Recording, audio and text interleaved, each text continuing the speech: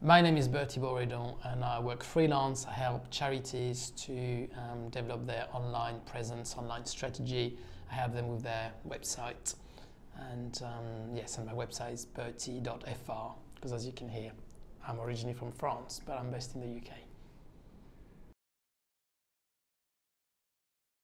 So my very first job was a music photographer and a freelance music journalist. And from then on, I started to build websites. I set up a web agency in the mid-90s, when I was in my early 20s, in my hometown of Dijon.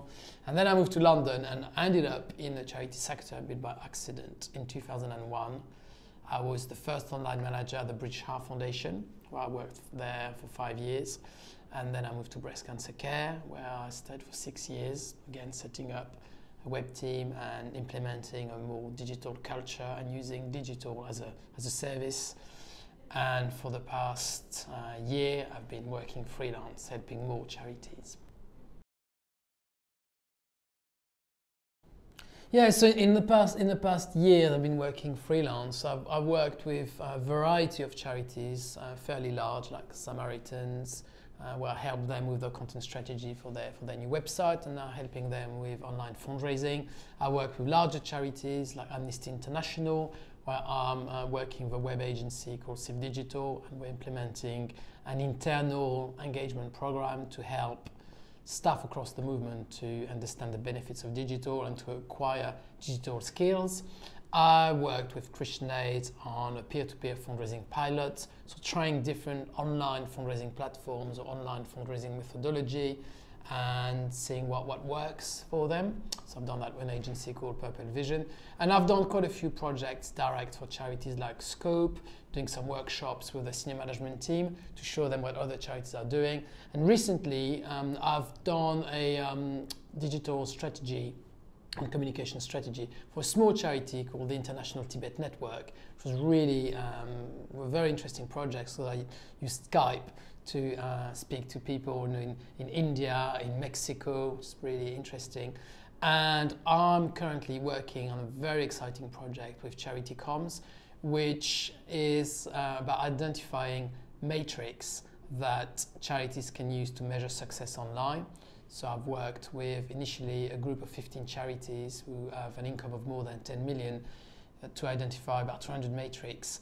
And we now have nearly 40 charities who have signed up to this benchmark, which means that for the first time, very soon we'll be able to compare the success of various charities in terms of percentage of donations completed online, campaign, sign up. So we're measuring acquisition, retention, service delivery, and obviously there's a lot of engagement measures as well. So it's been a very I would say very interesting year with a variety of big and small projects, from the procurement to setting up matrix. Well, I suppose I'd been warned, but I was being naive about managing my time better. And my ambition when I work freelance, my objective was to work less, to have more free time for the things I do. Because I do a bit of freelance photography, I'm into indie music, I do a podcast with lots of things. So I thought I would have more time. So I would say that didn't quite happen. So I would say that the pros are really that you learn a lot because you work with a variety of clients on lots of projects, and so you don't have to experience sometimes the internal culture of the organization. I mean, you only see the nice part. You're not part of the internal fighting that happens in some charities sometimes. You don't go to lots of meetings where you have to sit for a couple of hours, where you will only have 15 minutes of time to talk about your work. So all that has been very positive. But to me, that's been also about meeting many different people and working on all sorts of different projects. I suppose the flip side of that is again some people have told me about this feeling a bit isolated, and I haven't felt isolated because of all the people I've met, but because I had worked for 5 years at British Heart Foundation and then 6 years at Breast Cancer Care.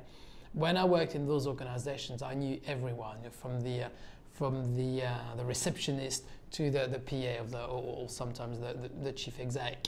So not belonging to an organization is something I find quite sometimes a bit difficult, because yes, when I go somewhere, I can't really chat with the receptionist because I don't know them, which is what I used to do, to talk to lots of people. Well, so you go there, you wait for your meeting, and so but apart from that, I think it's been so far I've really enjoyed it.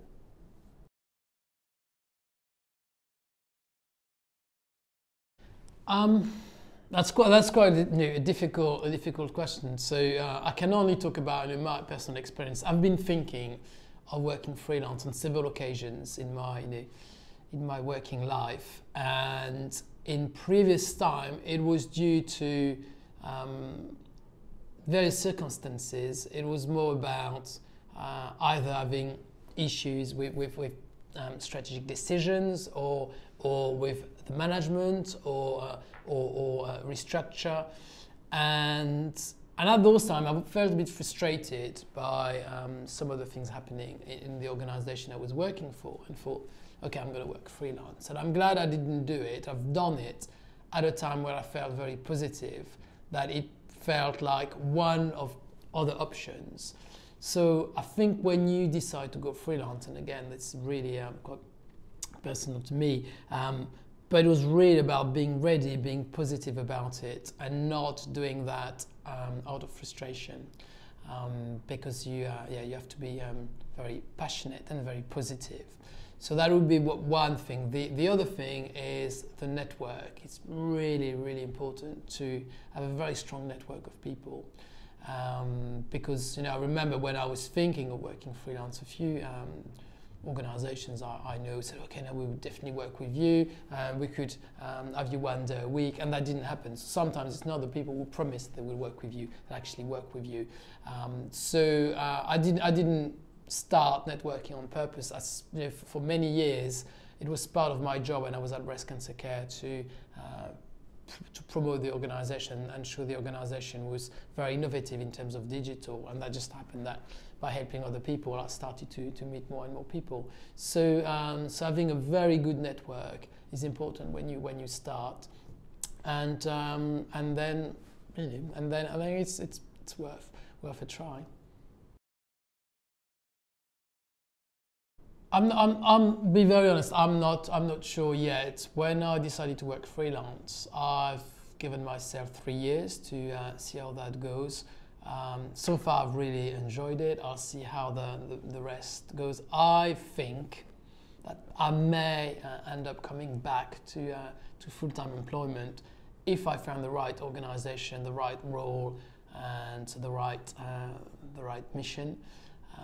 Which yes, but at the moment it's like I'm experimenting and enjoying the freedom. So I haven't got. I'm not one of those people who plan 3 or 5 years ahead. And actually, especially in terms of digital, you never know what's going to happen, what's going to come next in digital. So so yeah, I've got a short-term plans, and at the moment my short-term goal is to try to help as many charities as I can in the next few years.